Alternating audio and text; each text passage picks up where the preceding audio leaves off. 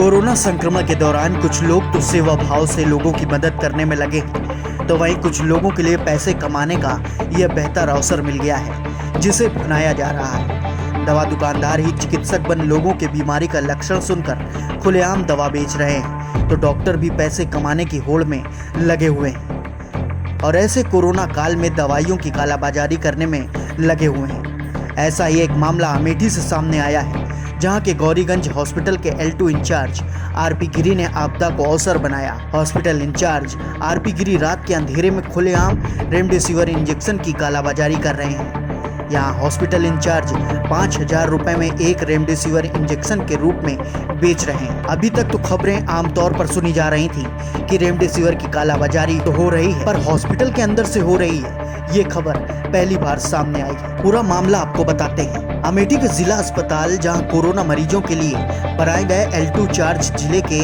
CMO doctor RP गिरी के पास है। Doctor साहब का काम है कि कोविड महामारी के दौरान गंभीर मरीजों को ऑक्सीजन, इंजेक्शन और दवाओं की कमी न होने देना। लेकिन डॉक्टर आरपी गिरी ने इस महामारी के दौरान आपदा को अवसर में बदलने का ऐसा खेल खेला कि सब हैरान रह गए। जिस रेमडेसिविर इंजेक्शन की सरकार ने कीमत तय की है और कालाबाजारी पर रोक लगाने के लिए सख्त हिदायत दी है, उसी रेमडेसिविर इंजेक्शन का ये डॉक्टर साहब अपनी कुर्सी का फायदा उठाते हुए 5,000 रुपए वसूल रहे। इंजेक्शन के पैसों के लेन देन का वीडियो जब सोशल मीडिया की सुर्खियां बन गया, तो मुख्य चिकित्सा अधिकारी ने 2 डॉक्टरों की टीम गठित कर जांच के आदेश दे दिए।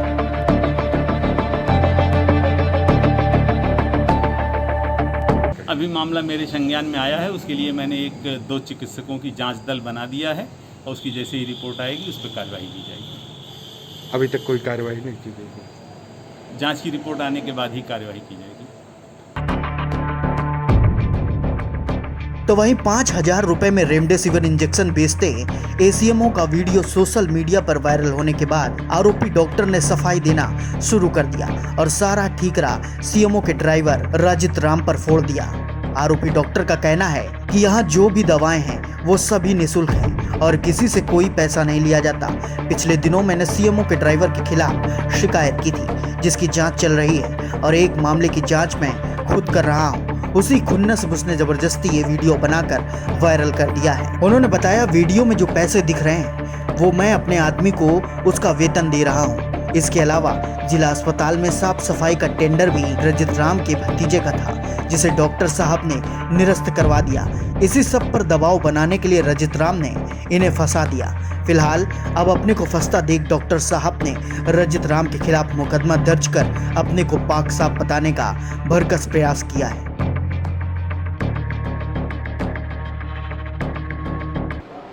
नहीं, ये मिथ्या है, सत्यता से एकदम परे है।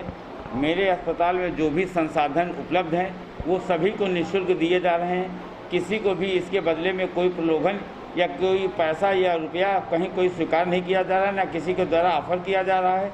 ये जो वीडियो बना है, ये वीडियो हमारे मुख्य चिकित्सा अधिकारी कार्यालय के वाहन चालक राजीव राम के द्वारा बनाया गया है।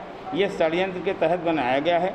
इस षड्यंत्र में ये था कि इनके विरुद्ध मैं एक जांच अधिकारी का कार्य कर रहा हूँ एक प्रकरण में, जिसमें महिला हमारे मुख्य चिकित्सा अधिकारी कार्यालय ऑफिस की जो है वित्त अधिकारी हैं, फाइनेंस ऑफिसर जो हैं, उन्होंने इनके खिलाफ दुर्व्यवहार की शिकायत किया था, जिसमें मैं जांच अधिकारी हूं और ये इनको अब ये भरोसा हो चला था कि शायद मैं दोषी सिद्ध हो जाऊंगा।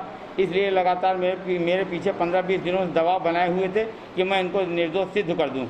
इसके अलावा एक प्रकरण और था, यहाँ अस्पताल में मैंने 18 अप्रैल को चार्ज लिया है। 18 अप्रैल से 4 से पूर्व ये पूरा अस्पताल जो बदबदा रहा था, पूरी तरीके से गंदा था, कायदे से साफ़ सुथरा नहीं, तो मैं लगातार दबाव बनाए हुए था और जो ठेका कंपनी ने प्राप्त किया था उसके ऊपर मैंने जो है CMO साहब से कह के कार्रवाई करवाई।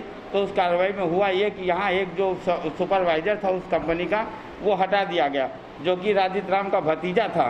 तो राजीव राम उसको भी लगाने का लगातार दबाव बनाए हुए थे और रोज़ जो है शाम को जो है लेट नाइट आते थे कार्यालय में आकर के, जो है नशे में आकर के यहाँ के कर्मचारियों को डरवाते धमकाते थे और हमें भी कई बार उन्होंने उल्टा सीधा कहा। फिर मैंने इसको नज़रअंदाज किया कि चलिए हटाइए, कोई बात नहीं है, यहाँ मुझे कार्य करना है। मैं लोगों से 50 तरीके की बातें सुनता हूँ, लोगों का रोज़ सहता हूँ, सब कुछ सहता हूँ और दिन रात मैं अब यहाँ अपने लोगों को सेवाएं दिलाने के लिए मैं तत्पर हूँ। इसके बावजूद इनका ये जो व्यवहार, मैंने कहा चलिए हटाइए, कोई बात नहीं, मगर ये जो बहुत ही इस परिस्थिति में, इस स्थिति में ये जो हरकत किया है ये अक्षम्य है। इन्होंने इस तरीके की कहीं कोई बात नहीं है, इस तरीके की कहीं कोई चीज़ नहीं है।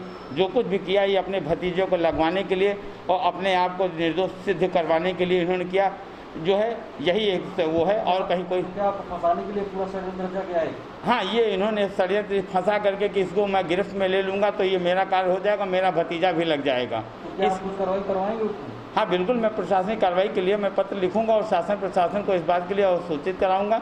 और मैं अपने सीएमओ साहब के भी से भी अपील करूंगा कि ये जो गलत हुआ है और इस तरह इनके खिलाफ कड़ी से कड़ी कार्रवाई की जाए, या जो भी दोषी आता है, अगर मैं ही दोषी हूँ तो मेरे भी खिलाफ कार्रवाई की जाए। ये नहीं कि वो उन्हीं के खिलाफ है, अगर मैं कहीं दोषी सिद्ध होता हूँ तो मेरे भी खिलाफ कार्रवाई की जाए। ऐसा नहीं कि मैं किसी का पक्षपात करता हूँ, या मैं अपने वो इंजेक्शन आए हैं जो भी यहाँ लगाए गए हैं, चाहे जिसको लगाए गए हैं, किसी से भी पूछा जा सकता है, वो सबको निःशुल्क दिए जा रहे हैं। किसी भी प्रकार का मेरे स्तर से या मेरे कर्मचारी के द्वारा किसी प्रकार कोई प्रलोभन नहीं दिया जा रहा। मुझे भी ज़्यादा लंबा समय नहीं हुआ, 18 अप्रैल को ही मैंने चार्ज लिया है। मैं और मेरा पूरी इतिहास भी ऐसा अच्छा साफ सुथरा रहा है कि मैं कहीं ऐसे किसी कार्य में लिप्त नहीं रहा हूँ कभी। बस मैं इतना ही कहना चाहता हूँ। फिलहाल कार्रवाई हर बार की तरह जांच के बाद करने का आश्वासन दिया जा रहा है। ये अलग की बात है कि कार्रवाई होती भी है या नहीं, ये देखने वाली बात है। अमेठी से राहुल शुक्ला की रिपोर्ट।